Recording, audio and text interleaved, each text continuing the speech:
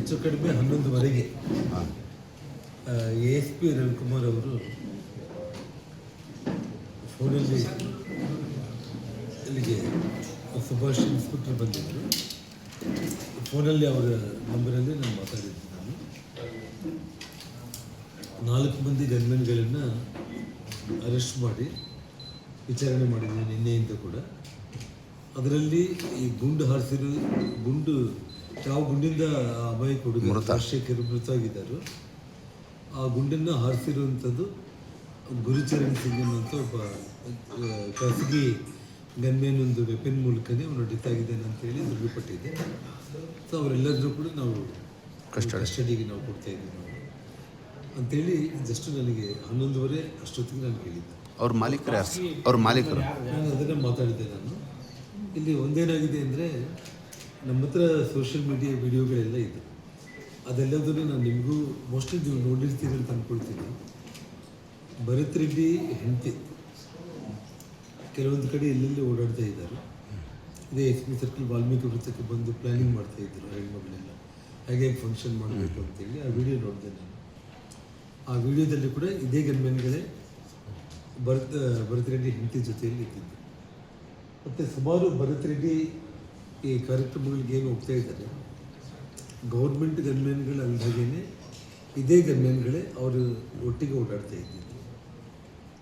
ಅಂದರೆ ಸರ್ಕಾರಿ ಗನ್ಮೆನ್ಗಳು ಅಲ್ಲದೇ ಪ್ರೈವೇಟ್ ಸೆಕ್ಯೂರಿಟಿನ ಕೂಡ ಭರತ್ ರೆಡ್ಡಿ ಇಟ್ಕೊಂಡಿದ್ದಾರೆ ಅನ್ನೋದು ನಮಗೆ ಕ್ಲಿಯರಾಗಿ ಅವ್ರ ಇಡೀ ಕುಟುಂಬಕ್ಕೆ ಗನ್ಮೆನ್ಗಳನ್ನ ಇಟ್ಕೊಂಡು ಓಡಾಡ್ತಾ ಇದ್ದಾರೆ ಅನ್ನೋದು ಪ್ರೂವ್ ಆಗಿದೆ ಎಲ್ಲ ಸೋಷಿಯಲ್ ಮೀಡಿಯಾ ವಿಡಿಯೋಗಳಿಂದ. ನಮಗೆ ಗನ್ಮ್ಯಾನ್ಗಳೇ ಅರೆಸ್ಟ್ ಆಗಿದ್ದಾರೆ.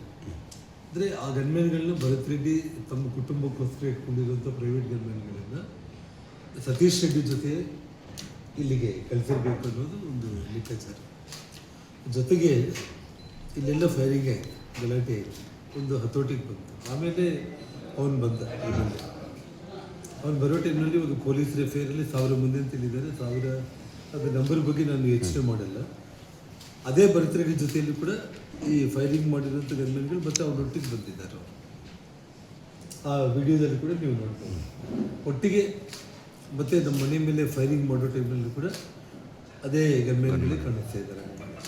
ಸೊ ಒಟ್ಟಾರೆ ನಾನು ರವಿಕುಮಾರ್ಗೆ ನಾನು ಮಾತಾಡ್ತೇನೆ.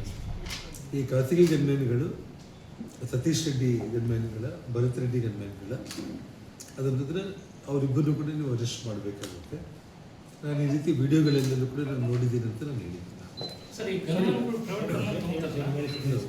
ಸೊ ಸತೀಶ್ ರೆಡ್ಡಿಗೆ ಇಂಜುರಿ ಆಗಿರೋ ಕಾರಣ ಅವರಿನ್ನೂ ಹಾಸ್ಪಿಟ್ಲಲ್ಲಿ ಇದ್ದಾರೆ. ಅವರು ರಿಕವರಿ ಆದ ತಕ್ಷಣ ನಾವು ಅವ್ರನ್ನ ಇನ್ವೆಸ್ಟಿಗೇಷನ್ ಮಾಡ್ತೀವಿ ಅಂತ ಹೇಳಿದ್ದಾರೆ. ಸೊ ನಾನು ಕೂಡ ಇವಾಗ ಆದಷ್ಟು ಮಟ್ಟಿಗೆ ಸಾಯಂಕಾಲದೊಳಗಡೆ ಇನ್ನೂ ಭಾಳ ವಿಡಿಯೋಗಳು ಕಲೆಕ್ಟ್ ಮಾಡ್ತಾರೆ. ಅರೆಸ್ಟ್ ಆದ ವ್ಯಕ್ತಿಗಳು ಭರತ್ ರೆಡ್ಡಿ ಜೊತೆ, ಭರತ್ ರೆಡ್ಡಿ ಅವರ ಶ್ರೀಮತಿ ಜೊತೆ ಅವ್ರು ಓಡಾಡ್ತಾ ಇರುವಂಥ ವಿಡಿಯೋಗಳು, ಈ ಗನ್ಮ್ಯಾನ್ಗಳು ಫೈಟ್ ಮಾಡಿರೋರು, ಅದೆಲ್ಲದನ್ನು ನಾನು ಸಾಯಂಕಾಲ ಒಳಗಡೆ ಮತ್ತೆ ನಿಮಗೆ ಕಳಿಸ್ಕೊಡ್ತೀನಿ.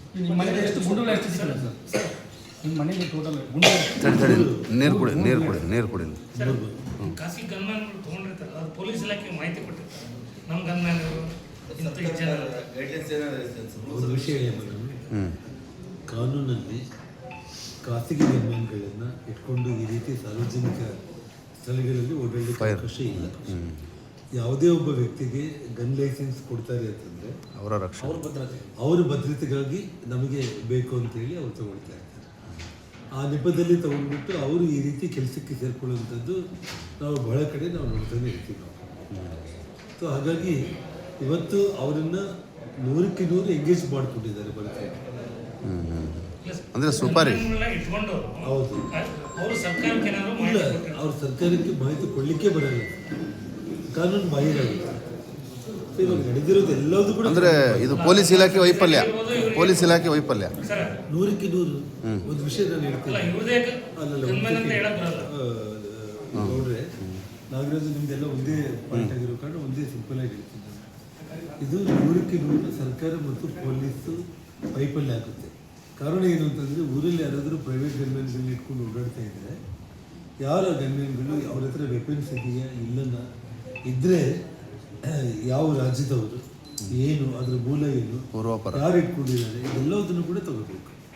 ರಾಜಾರೋಷವಾಗಿ ಒಬ್ಬ ಮಾಜಿ ಮಂತ್ರಿ, ಒಬ್ಬ ಶಾಸಕ, ಒಬ್ಬ ಲೀಡರ್ ಮನೆ ಮುಂದೆ ಬಂದು ಇನ್ನೊಬ್ಬ ಶಾಸಕನ ಅನ್ವಯಗಳಿಗೆ ಪ್ರೈವೇಟ್ ಗನ್ಮ್ಯಾನ್ಗಳು ಬಂದು ಈ ರೀತಿ ಫೈರಿಂಗೇ ಪಬ್ಲಿಕ್ಕಲ್ಲಿ ಮಾಡ್ತಾರೆ ಅಂತಂದರೆ ಟೋಟಲ್ ಕಾನೂನು ಬಾಹಿರ.